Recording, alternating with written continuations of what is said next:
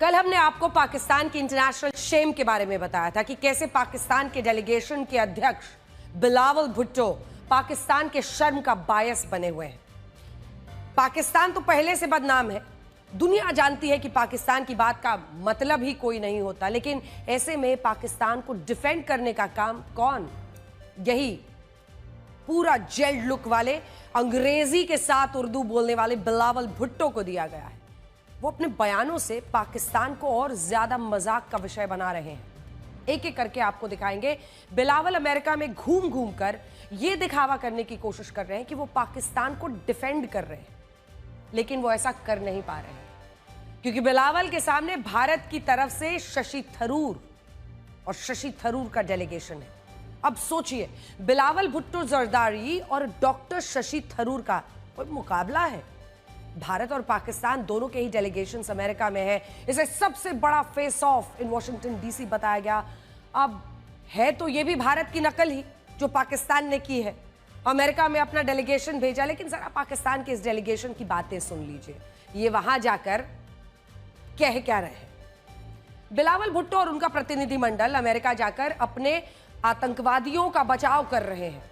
वो ये बताने की कोशिश कर रहे हैं कि पाकिस्तान का आतंकियों से कोई रिश्ता नहीं है, बल्कि पाकिस्तान तो खुद आतंकवाद का पीड़ित है। देखिए क्या क्या झूठ बोल रहे हैं। कह रहे हैं कि हम तो आतंकवाद से लड़ रहे हैं, हमारे पास दहशतगर्दी से लड़ने का बहुत ज्यादा अनुभव है। और यह भी कह रहे हैं कि अगर भारत चाहे तो वो हमारे अनुभवों से सीख सकता है। ऐसी बातों पर अब हंसी ना आए तो क्या हो कि अब भारत को पाकिस्तान से सीखना होगा कि आतंकवाद का मुकाबला कैसे करना है। अगर कहीं दुनिया में आतंकवाद फैलाने का कोई कंपटीशन होता है तो उसमें Pakistani hands down gold medal जरूर हासिल करेंगे। अगर दुनिया में कहीं इस बात की प्रतियोगिता होती है कि जिहादी कैसे बनते हैं तो पाकिस्तान उसमें जरूर जीतता, क्योंकि पाकिस्तान जिहादी बनाने में, आतंकवादी पैदा करने में, आतंकवादियों को एक्सपोर्ट करने में, उन्हें प्रशिक्षण देने में पूरी तरह से पीएचडी है, हुनर हासिल है। ये हमें बता रहे हैं कि भारत इनसे सीखे दहशतगर्दी का मुकाबला कैसे करते हैं। सबसे पहले आप पाकिस्तान की इंटरनेशनल शेम, जी हाँ, अब बिलावल जरदारी भुट्टो को इंटरनेशनल शेम ही कहा जा रहा है। उनका यह हास्यास्पद बयान सुनिए, फिर आगे बात करें। अगर आप भी ये सोच रहे हैं कि पाकिस्तान ने अपना पक्ष रखने के लिए किसको भेजा है, क्या ये ऐसे पाकिस्तान का बचाव करेंगे, तो ऐसा मत सोचिए, क्योंकि पाकिस्तान में सबकी सोच ऐसी ही है। और सोचिए, ये जो हीरा वहां से निकला है, जेल हेयर लुक वाला, वो ऐसा ही मुल्क है। ये आईएसआई को आतंकवाद से लड़ने का एक्सपर्ट बताते हैं। आईएसआई आतंकवाद से लड़ने में नहीं बल्कि आतंकी पैदा करने के लिए एक्सपर्टीज हासिल रखता है। और ये बिलावल भुट्टो ये भूल गए कि इनकी खुद की मां भी तो इसी आईएसआई का शिकार हुई थी। बिलावल की मां बेनजीर भुट्टो पाकिस्तान की पहली महिला प्रधानमंत्री बनी थी। 27 दिसंबर 2007 की शाम को उनकी हत्या कर दी गई थी। बेनजीर भुट्टो हत्या की शाम रावलपिंडी से एक चुनावी रैली संबोधित करके लौट रही थी। तभी हमलावर ने बेनजीर की कार के पास आकर उनको गोली मार दी और बाद में उसने खुद को भी उड़ा लिया। उस वक्त पाकिस्तान में परवेज मुशर्रफ की सरकार थी। परवेज मुशर्रफ यानी कि सैन्य तानाशाह तो किसी लोकतांत्रिक सरकार का नहीं बल्कि सैन्य सरकार का मुखिया था। इस हत्याकांड में पाकिस्तान की जो एस्टैब्लिशमेंट है यानी कि फौज है वो शामिल थी, और आईएसआई भी उसी फौज का हिस्सा है। और सोचिए, बिलावल इसी आईएसआई के लिए कह रहे हैं कि आतंकवाद से लड़ने में एक्सपर्टीज है। बेनजीर भुट्टो हत्याकांड में 16 लोगों को आरोपी बनाया गया था। 355 बार पेशी हुई, 10 जज बदले, 114 लोगों ने गवाही दी, लेकिन आरोपियों में से केवल 8 को ही गिरफ्तार किया गया। हमले का मुख्य आरोपी तालिबान कमांडर बैतुल्ला मसूद अमेरिकी ड्रोन हमले में मारा गया। तालिबानी यानी कि वो आतंकी संगठन जिसे पाकिस्तान की ही आईएसआई ने तैयार किया, अमेरिका के लिए पाला पोसा, और जिसकी तस्दीक एक से एक राष्ट्राध्यक्ष पहले ही कर चुके हैं। इमरान खान से लेकर शहबाज शरीफ और उनके विदेश मंत्री, रक्षा मंत्री, सब ने विश्व को बताया कि हां, हमने इन आतंकी संगठनों को पाला पोसा। अफगानिस्तान में सोवियत संघ के खिलाफ जिहाद के लिए तैयार किया था इसी तालिबान को आईएसआई ने। वही तालिबान बिलावल की मां की हत्या में शामिल था, और आज उसी की वकालत कर रहे हैं बेनजीर भुट्टो के बेटे बिलावल भुट्टो। ऐसे आरोप भी लगे कि तत्कालीन राष्ट्रपति जनरल परवेज मुशर्रफ खुद चुनाव से पहले बेनजीर को मरवाना चाहते थे।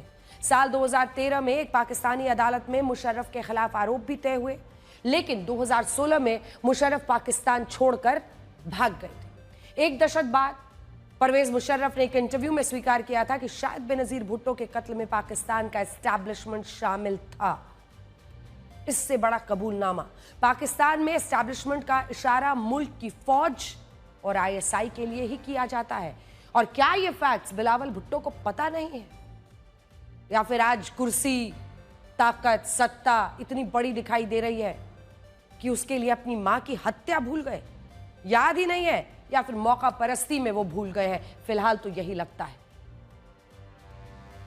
They are claiming to be innocent, that they had nothing to do with this, that they themselves are victims of terrorism. Indeed, I know that Bilawal Bhutto's mother Benazir was killed, and that's, one sympathizes with the young man for the loss of his mother to terrorism. But the famous quote of Hillary Clinton comes back to haunt all the Pakistanis, which is, how can you breed vipers in your backyard and expect them to bite only your neighbors? Some of them will turn around and bite you, and that's sadly the experience of many in Pakistan. But I'm just saying that from our point of view, it's very difficult to sympathize with the Pakistani authorities who have unfortunately created this phenomenon. It is Pakistan that trains these people, equips them, finances them, deploys them. You remember how in 26/11, the attacks in Mumbai in 2008, we actually had even the voice of the handler in Pakistan recorded, giving minute by minute instructions to the killers in Mumbai to go ahead and kill people. And that was the kind of horror we've been seeing directed from Pakistan. It's unfortunate that a young politician from Pakistan, who should be spending more of his time in fixing his own country, is in the US defending some of those who may be responsible for assassinating his mother. So that's the reality and that's the difference. Bharat ने पहले दिन से इस video को आधार बनाकर पाकिस्तान को expose किया और विदेश गया भारत का डेलीगेशन भी यही कर रहा है। अमेरिका की तमाम जगहों पर डॉक्टर शशि थरूर पाकिस्तान के आतंकी की यही तस्वीर दिखा रहे हैं। अब यह भी बिलावल भुट्टो को बहुत ज्यादा चुभ रही हो और वो फिर से इस आतंकी का बचाव कर रहे हैं। एक तरफ है बिलावल भुट्टो जो अपनी अंग्रेजी ग्रस्त उर्दू में कुछ समझाने की कोशिश करते हैं, फिर अंग्रेजी भी ऐसे एक्सेंट के साथ बोलते हैं कि ना उनके मुल्क के लोग समझ पाए और ना विदेशी समझ पाए। और इन सब के सामने है शशि थरूर, डॉक्टर शशि थरूर, जो हर बात को प्रूफ के साथ, दलीलों के साथ, तर्क के साथ रख रहे हैं। बिलावल पाकिस्तान आर्मी का वही घिसा पिटा बयान दोहरा रहे हैं कि आतंकी नहीं बल्कि कोई दूसरा व्यक्ति है। नाम, तस्वीर सब हमने आपको दिखा दी। बिलावल भुट्टो साफ तौर पर झूठ बोल रहे हैं, बचाव कर रहे हैं जिस शख्स का, वो लश्कर का घोषित आतंकी है। लेकिन अब बिलावल के पास उसका बचाव करने के अलावा कोई दूसरा रास्ता बचता भी नहीं है। पाकिस्तान दुनिया में तर्क देता फिर रहा है कि भारत तो इस समझौते को रद्द कर ही नहीं सकता है, भारत के पास ऐसा कोई अधिकार ही नहीं है। लेकिन भारत की तरफ से यह बात साफ कर दी गई है, टेरर एंड टॉक्स, यानी आतंक और बातचीत एक साथ नहीं चल सकती। ऐसा बिल्कुल नहीं हो सकता है कि पाकिस्तान आतंक भी फैलाए और फिर हम उसके साथ बातचीत भी करें, समझौते भी करें, पानी भी दें, व्यापार भी करें। हालांकि पाकिस्तान की यह भरपूर इच्छा है कि भारत की तरफ से कुछ भी, किसी तरह से बातचीत का प्रस्ताव आए। बिलावल भुट्टो अमेरिका में घूम घूम कर यह प्रस्ताव दे रहे हैं कि भारत के साथ अब बातचीत होनी चाहिए। मीम बनाने वालों को भरपूर मौका देने में भरपूर विश्वास रखते हैं यही बिलावल जरदारी भुट्टो, और इसीलिए ऐसा लगता है कि वो वहां पर उन्हें एक मंच मिल गया है और उन्हें वहां पर कुछ जादू के ट्रिक्स दिखाने हैं। देखिए, गंभीर चीज होती है कूटनीति, और उसमें सिर्फ और सिर्फ मखौल उड़ा रहे हैं पूरे पाकिस्तान का विश्व में जाकर। पाकिस्तान के रक्षा मंत्री ख्वाजा आसिफ की तरफ से एक नया बयान आया है जिसमें वो दावा कर रहे हैं कि अब भारत और पाकिस्तान के बीच शिमला समझौता भी नहीं है। उनका दावा है कि शिमला समझौते का कोई मतलब नहीं रह गया। उन्होंने शिमला समझौते के लिए डेड शब्द का इस्तेमाल किया, यानी कि पाकिस्तान के लिए शिमला समझौता मर चुका है। शिमला समझौता ये कहता है कि कश्मीर समेत सभी मुद्दे द्विपक्षीय बातचीत के जरिए हल किए जाएंगे। किसी तीसरे पक्ष यानी कोई भी देश या यूएन, यूनाइटेड नेशंस जैसी कोई भी संस्था मध्यस्थता उस पर नहीं करेगी। दोनों देशों ने कश्मीर में 1949 की सीज फायर लाइन को नए नाम से यानी लाइन ऑफ कंट्रोल के तौर पर स्वीकार किया गया था। ये तमाम बातें इसी शिमला समझौते में बताई गई थी। अब जब पाकिस्तान का रक्षा मंत्री ये कहता है कि ये शिमला समझौता डेड हो गया है, ख्वाजा आसिफ जिसे आप देख रहे हैं, इसका मतलब क्या है? वो कह रहे हैं कि अब भारत और पाकिस्तान के रिश्ते 1948 वाली सिचुएशन में आ गए। लेकिन हकीकत यह है कि पाकिस्तान भारत के ऊपर दबाव डालना चाहता है। उसे असली मिर्ची तो इस बात से लगी है कि सिंधु जल समझौता रद्द कर दिया और विश्व में किसी देश ने उसके साथ हाँ में हाँ नहीं मिलाया, भारत पर दबाव नहीं बनाया। इसी बात से पाकिस्तान का हलक सूखा हुआ है। समझ ही में नहीं आ रहा उसे कि अब आगे क्या करे। इसीलिए उसके नेता इस तरह के ऊल जलूल बयान दे। लुटने पिटने के बाद अब कुछ मिल नहीं रहा है तो कभी इधर की बात कभी उधर की बात, और पाकिस्तान की इन्हीं हरकतों को एक्सपोज करने के लिए भारत ने विदेशों में अपना डेलीगेशन भेजा। इस डेलीगेशन ने पाकिस्तान को खासा एक्सपोज किया। वैसे तो भारतीय डेलीगेशन में शामिल सभी लोगों ने यह काम किया, लेकिन सबसे ज्यादा सुर्खियां बटोरी कांग्रेस के डॉक्टर शशि थरूर और AIMIM के बैरिस्टर असदुद्दीन ओवैसी ने। ओवैसी तो ऑपरेशन सिंदूर के बाद से लगातार पाकिस्तान के खिलाफ बयानबाजी कर रहे हैं। जिस दौर में इस मुल्क के बहुत से लोगों ने को ये स्वीकार करने में समस्या हो रही थी कि पहलगांव के आतंकियों ने धर्म देखकर मारा है, उस दौर में असद ओवैसी ने खुलकर ये बात कही थी। और जिस बात की प्रशंसा होनी चाहिए वो सामने आनी चाहिए। वो भारत के उस डेलीगेशन का हिस्सा है जो पाकिस्तान को एक्सपोज करने के लिए विदेश गया। उन्हें ये बात कहने में जरा सा गुरेज नहीं होता कि पहलगांव में धर्म देखकर हिंदुओं को चुन चुन कर मारा गया। ये वो अक्सर कहते हैं। अब असदुद्दीन ओवैसी विदेशों में जाकर, कई मुस्लिम प्रधान देशों में जाकर भारत के शौर्य का डंका बजाकर और पाकिस्तान मुर्दाबाद के नारे की वजह से वो जो चारों तरफ से यहाँ पर भी पाकिस्तान में घेरे जा रहे हैं, इन सब पर हमने उनसे खास बातचीत की है। ओवैसी साहब। मैडम, ये कौम क्या, कौमों की इमामत क्या, ये 2 रकात के इमाम क्या जाने हैं। अरे भाड़ में जाए ये लोग दोनों भी। कौन है मेरे लिए? ये क्या करना है मुझसे, मुझे इनसे? अरे ये ऐसे मौलाना है, इनके मुल्क में पोलियो है, 40% की गुर्बत है, 9% अनएम्प्लॉयमेंट है, 23 मिलियन बच्चे स्कूल को नहीं जाते 6 साल की उम्र से 10-11 साल की उम्र में। इनको उसकी फिक्र नहीं है। अरे ये हिमाकत खोरे हैं। इनको अपने देश के बारे में फिक्र नहीं है, ओवैसी की फिक्र है उनको। अम्मा यार, मेरी शादी हो चुकी है, इनको बताना चाहो प्रोग्राम से, मेरी फिक्र मत करो अभी तुम। और जहां तक बिलाल का सवाल है, अरे ये ऐसा लड़का है, आपकी माँ का टेररिस्ट ने कत्ल किया। बताओ किसने किया तुम्हारी माँ का कत्ल? तुम वो नहीं बोल सकते। तुम्हारी माँ के सिक्योरिटी का जो जिम्मेदार था उसको गोली मार दी गई। तुम्हारे वालिद का जो जिम्मेदार था उसको गोली मार दी गई। 130 लोग मारे गए तुम्हारी मां के साथ, और किसको सजा हुई? किसी को सजा नहीं हुई। 2 पुलिस वालों को इन्वेस्टिगेशन खराब करने के नाम पर सजा हुई। अरे तुम्हारी मां के कातिल को तुम नहीं पकड़ सके, तुम भारत के बारे में बोल रहे हो। अजीब शख्स है ये, यानी हिमाकत खोरे हैं और कोई नहीं। भाई तुम किधर से पढ़े होंगे, तुम अच्छी अंग्रेजी बोल लेते, इसका मतलब नहीं है कि तुम अपनी मां के कातिलों को भूल जाओ। तुम बताओ दुनिया को कि तुम्हारी मां को किसने मारा था। तुमने मुशर्रफ को इल्जाम लगा दिया, मगर असल दिमाग कौन था, किसका था? तो ये सब बकवास है। ये लोग जो है अपने देश को नहीं चला पाते, अपने देश में गुर्बत का खात्मा नहीं कर सकते। ठीक है, इस पे इख्तलाफ हो सकता है। बीजेपी जो बोलती है कि 200 मिलियन लोगों को हम गुर्बत से निकाले, मगर काम तो हो रहा है ना देश में। आप बताओ आपने क्या किया पाकिस्तान में? तुम्हारे पास एक पॉलिटिशियन के पास, ये जो भुट्टो फैमिली है, 2-2 हजार 3-3 हजार एकड़ जमीन इनके पास है। क्या तुम फ्यूडल मेंटालिटी इनके, ये तो पाकिस्तान के लिए बोझ बने हुए इस तरह के मौलाना और इस तरह के पॉलिटिशियन। बिल्कुल। कल बेंगलुरु में जो हादसा हुआ उसने एक बार फिर से देश की जनता को याद दिलाया कि वो अपनी जान के लिए खुद जिम्मेदार है, और अगर प्रशासनिक अव्यवस्था ने उनकी जान ली तो भी जिम्मेदारी किसी और की नहीं बल्कि जनता की ही मानी जाएगी। हालांकि अब खबर आ रही है कि भगदड़ मामले में कुछ कार्रवाई हुई है, लेकिन लगभग एक पूरा दिन गुजर गया और खुलकर किसी की जिम्मेदारी तय नहीं की गई। अब जाकर खबर आ रहा है कि पुलिस कमिश्नर को सस्पेंड किया गया है। लेकिन आपको बता दें, बेंगलुरु हादसे में 11 लोगों की मौत हुई है, जिसमें 4 महिलाएं, 2 मासूम बच्चे हैं।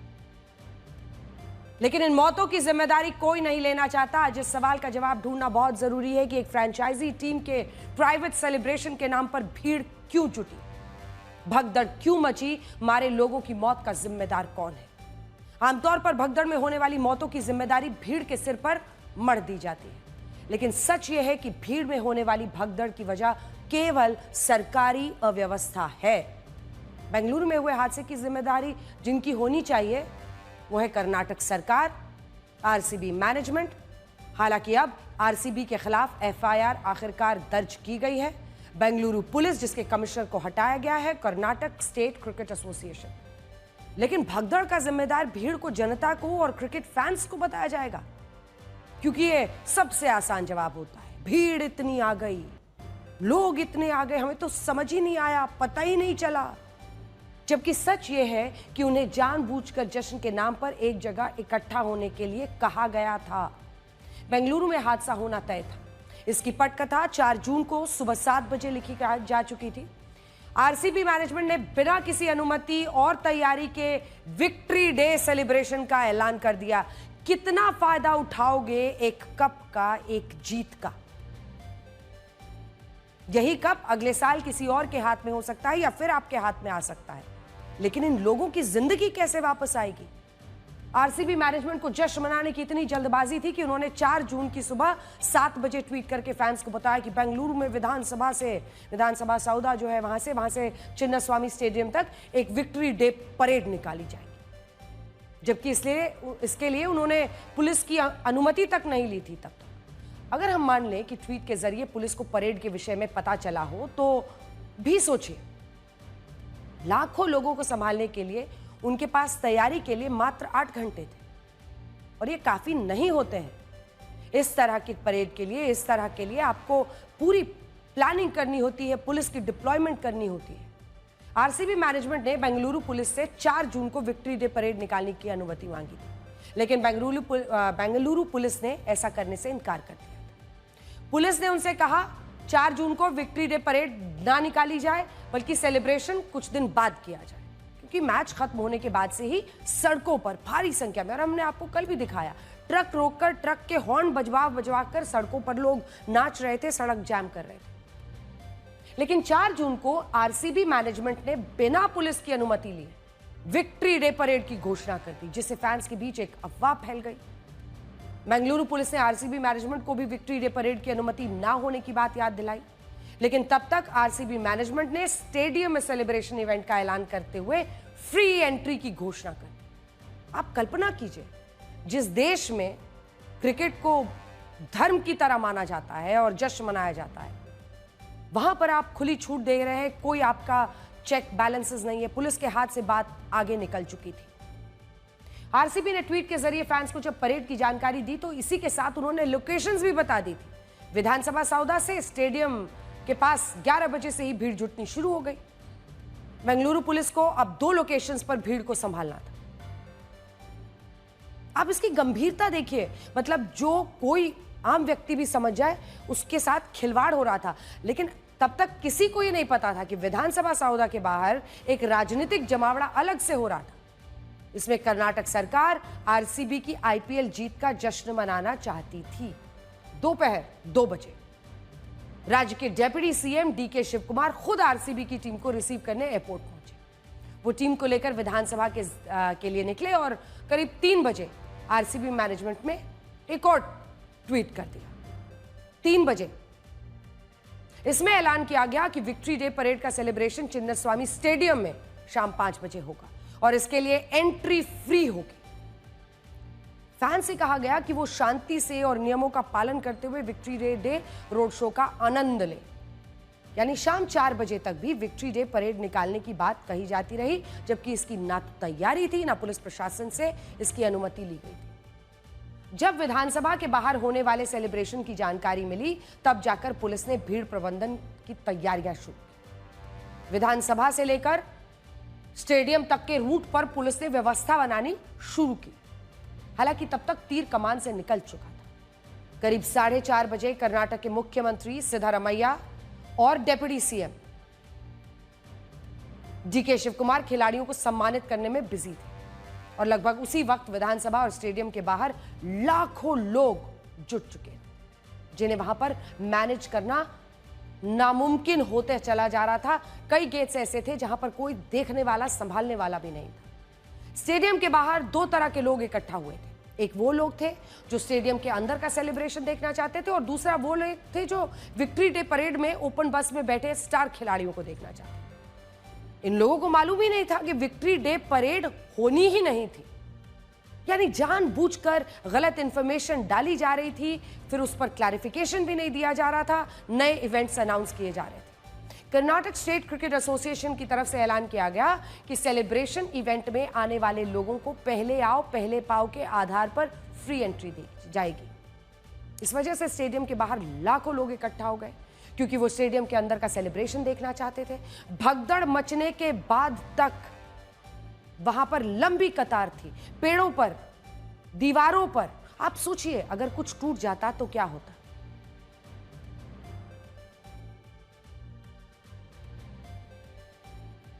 इस बीच एक खबर आ रही है, आपको बता दें, जैसा हमने पहले भी बताया, बेंगलुरु सेंट्रल जोन के डीसीपी सस्पेंड किए गए हैं। पुलिस कमिश्नर पर भी एक्शन है। बेंगलुरु भगदड़ मामले में आखिरकार राज्य सरकार ने डिफेंड करने के बाद बीते ही दिन, अगर आपको याद हो, डीके शिव कुमार की बाकायदा बाइट थी जिसमें उन्होंने कहा कि हमारी पुलिस की कोई गलती नहीं है, हमारी पुलिस ने कोई गलत काम नहीं किया। लेकिन जब चौतरफा दबाव बना, यह प्रश्न पूछा गया कि संवेदनहीनता की वो कौन सा पाताल लोक है जहां पर आप लोग जी रहे हैं। बाहर लोग मरते रहे, आप जश्न मनाते रहे। उसके बाद चौतरफा राजनीतिक तौर से घिरने के बाद अब कई बड़े पुलिस अधिकारियों को सस्पेंड किया गया है। अतिरिक्त पुलिस अधिकारियों को सस्पेंड किया गया है। अतिरिक्त पुलिस कमिश्नर भी सस्पेंड किए गए हैं।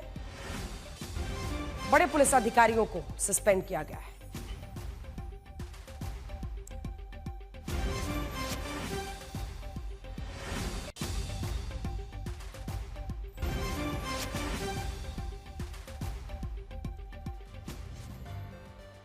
बीते दिन पुलिस को डिफेंड करने के बाद अब जब चौतरफा घिरे तो पुलिस अधिकारियों पर गाज गिरी है। लेकिन हम आपको मैप के जरिए बड़े स्क्रीन पर जरा विधानसभा और स्टेडियम की दूरी आप देख पाएंगे, इसलिए हम आपको बड़े स्क्रीन पर अब जरा दिखाना चाहते हैं। देखिए, इस मैप में विधानसभा और स्टेडियम की जो दूरी है उसे आप देख पाएंगे।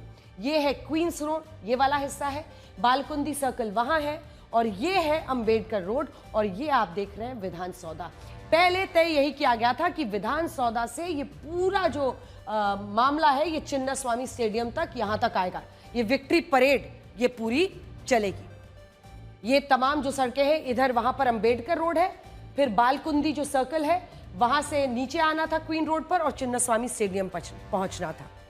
लेकिन ऐसे में करीब 35,000 दर्शकों की क्षमता वाले इस चिन्नास्वामी स्टेडियम में जो आप यहां पर देख रहे हैं, करीब 3 लाख लोगों की भीड़ यहां पर जुट जाती है और स्टेडियम के सभी 21 गेट खोल दिए जाते हैं ताकि ज्यादा से ज्यादा लोग, ज्यादा से ज्यादा संख्या में फैंस की एंट्री की जा सके। लेकिन इसका मतलब क्या था जब क्षमता ही 35,000 है। अब ये देखिए, 35,000 की इसकी क्षमता है, 3 लाख की भीड़ जुटेगी तो क्या हाल होगा। कर्नाटक स्टेट क्रिकेट एसोसिएशन के निर्देशों पर गेट को आधा ही खोला गया ताकि धीरे धीरे लोगों की एंट्री हो। लेकिन पहले ही आपने कह दिया था कि पहले आओ पहले पाओ। इस चक्कर में लोग धक्का मुक्की करने लगे, सब पहले जाना चाहते थे ताकि उनको जगह मिल जाए। भगदड़ की स्थिति बन गई, हादसे में 11 लोगों की मौत हो गई। ये वो हिस्सा है जहां पर हम आपको दिखा रहे हैं। इधर पूरा सड़कों पर पूरा जाम था, यहां पर 4 लोगों की मौत हुई है। ये वाला वो क्वींस रोड साइड एंट्री है। आरसीबी की टीम यहां से अंदर गई थी और यहीं पर, मतलब करीब से देखना, स्टेडियम में किसी तरह से भागना। आप जब first come first get service पर आप आगे बढ़ते हैं, देखिए स्टेडियम के गेट नंबर 12 से लेकर गेट नंबर 20 तक इसी रोड से जुड़े हुए हैं। ये तमाम गेट्स हम आपको दिखा रहे हैं, गेट 12, 13, 14, 15, 16, 17, 18, 19, 20। और यहां पर आप फिर देखिए ये वाला जो रोड है, ये 7, 8, 9, 10 नंबर का गेट है। इन तमाम जगहों से एंट्री थी। ये कॉर्पोरेट बॉक्स वाला एरिया। और जब 35,000 आपकी क्षमता है, वहां पर आप पहुंचा लेंगे, 3 लाख की भीड़ हो जाएगी। यहां पर देखिए एक की मौत ये G1 में हुई है, ऊपर में जो आप देख रहे हैं, और यहां पर 4 की मौत हुई है। शाम 5 बजे आरसीबी की टीम जब विधानसभा से स्टेडियम पहुंची, पहले वो विधानसभा गए थे और विधानसभा से जब वो स्टेडियम पहुंचते हैं तो वो इसी रोड से आई और फिर गेट नंबर 13, 14, 15 से, ये वाला जो हमने आपको दिखा रहे हैं, ये 3 गेट से वो एंट्री करते हैं, दाखिल होते हैं। इससे ठीक दूसरी तरफ कब्बन रोड पर गेट नंबर 1 और 6 है। गेट नंबर 1 पर 1 और गेट नंबर 6 पर 2 लोगों की मौत हुई है। तो कुल मिलाकर जो घटना घटी है, यहां हमने आपको बता के ये वाला 4 लोगों की मौत यहां पर हुई और ये H वाला जो आप ब्लॉक देख रहे हैं G6 गेट, वहां पर 2 लोगों की मौत हुई है। मतलब लगभग हर जगह क्या हालत थी आप देख रहे हैं। मतलब ये है कि स्टेडियम के चारों तरफ हालात बहुत खराब थे। भीड़ को मैनेज करने के लिए पुलिसकर्मी नहीं थे। इसी वजह से स्टेडियम के हर ओर भगदड़ मची, जिसमें लोग मारे भी गए और घायल भी हुए। भीड़ के मुकाबले पुलिसकर्मियों की संख्या तिनके के बराबर थी। लाखों फैंस और उनको संभालने के लिए स्टेडियम के पास मात्र 1380 पुलिसकर्मियों को तैनात किया गया था, जबकि विधानसभा वाले कार्यक्रम के लिए बड़ी संख्या पुलिसकर्मी और उनके सीनियर अधिकारी भी वहां पर मौजूद थे, क्योंकि उनको लग रहा था पॉलिटिकल मामला होगा। ये देखिए लाठियां भांजी जा रही हैं, ऐसे में जैसे भगदड़ को न्योता दिया जा रहा था। ध्यान से आंखें खोल कर देखिए, घर में जहां पर भी बैठे हैं उठ खड़ा होइए, आंखों में जरा सा शर्म लाइए। एक तस्वीर उत्तर प्रदेश के गाजीपुर की है, दूसरी पीलीभीत की है और तीसरी ओडिशा के नवरंगपुर जिले की है। गाजीपुर की सीवर लाइन को मैनहोल में 2 लोगों की मौत हो गई है। यहां पिछले कई सालों से सीवर का काम चल रहा था। पहले एक मजदूर सीवर में फंस गया, दूसरा उसे बचाने के लिए उतरा, लेकिन वहां से सिर्फ उन दोनों की लाश ही बाहर निकल पाई। ये तस्वीरें ओडिशा के नवरंगपुर जिले की हैं। यहां एक निर्माणाधीन सेप्टिक टैंक में दम घुटने से 4 लोगों की मौत हो गई। मरने वालों में 3 सफाई कर्मी और एक स्थानीय व्यक्ति था। और तीसरी तस्वीर पीलीभीत की, उत्तर प्रदेश, जहां सीवर टैंक की सफाई करने उतरे एक ही परिवार के 3 लोगों की मौत हो गई। ये तस्वीरें उस दौर की हैं जब हम 21वीं सदी में 25 साल जी चुके हैं। हम अपना बहुत सा काम AI से करा लेते हैं, घर बैठे दूध सब्जी से लेकर खाना मंगवा लेते हैं, चांद के दक्षिण ध्रुव पर पहुंच गए हैं। हम विकसित भारत की बात करते हैं, हमारे पास चांद तक पहुंचने की तकनीक है, लेकिन हम आज भी बिना इंसान के सीवर की सफाई नहीं कर पाते, क्योंकि सीवर और सेप्टिक टैंक की सफाई के लिए आज भी मशीनों की कमी है। यही वजह है कि मजदूर इस जहरीली गैस वाले टैंकर में खुद उतरकर सफाई करते हैं। कुछ पैसे के लिए अपनी जिंदगी को दांव पर लगाते हैं, मशीनें उन्हें दी नहीं जाती हैं और जान चली जाती है। जान, जिंदगी की कोई कीमत नहीं है। संसद में एक सवाल के जवाब में सरकार ने कहा कि 1993 से अब तक देश में सीवर और सेप्टिक टैंक की सफाई करते समय 1248 लोगों की मौत हो चुकी है। 1993 वो साल है जब देश में पहली बार सीवर्स की मैनुअल सफाई और मैला ढोने की प्रथा पर बैन लगाया गया था। बैन है इस देश में। सीवर और सेप्टिक टैंक में सफाई के दौरान सबसे ज्यादा 253 जाने तमिलनाडु में गई। उसके बाद गुजरात जहां 183, उत्तर प्रदेश जहां 133 और दिल्ली जहां 116 लोगों की मौत हो चुकी है। हालांकि आंकड़ों को लेकर कई सामाजिक संगठनों का यह भी कहना है कि सभी मामले दर्ज नहीं होते और कई बार मैनुअल स्कैवेंजिंग और हजार्डस क्लीनिंग की सही परिभाषा की वजह से कई मौतें इस दायरे में शामिल ही नहीं की जाती। 93 में पहली बार सीवर्स की मैनुअल सफाई मैला ढोने की प्रथा पर रोक के 20 साल बाद भी मैनुअल स्कैवेंजिंग एक्ट 2013 के जरिए इस पूरी तरह रोक लगाने के बावजूद भी ये हो रहा है। इस कानून के मुताबिक मैनुअल सफाई पूरी तरह से प्रतिबंधित है, लेकिन सिर्फ कागजों पर प्रतिबंधित है, क्योंकि आज भी लोग इसकी वजह से मर रहे हैं। अगर कोई व्यक्ति या संस्था मैनुअल स्कैवेंजिंग एक्ट के प्रावधानों का उल्लंघन करते हुए किसी भी व्यक्ति को मैनुअल स्कैवेंजिंग के लिए नियुक्त करती है, उसे 2 साल तक की कैद या 1 लाख रुपए तक का जुर्माना या दोनों से दंडित किया जा सकता है। और सावधान रहे, आजकल डुबोने वाले पहले किनारा देते हैं, गिराने के लिए धक्का नहीं, सहारा देते हैं।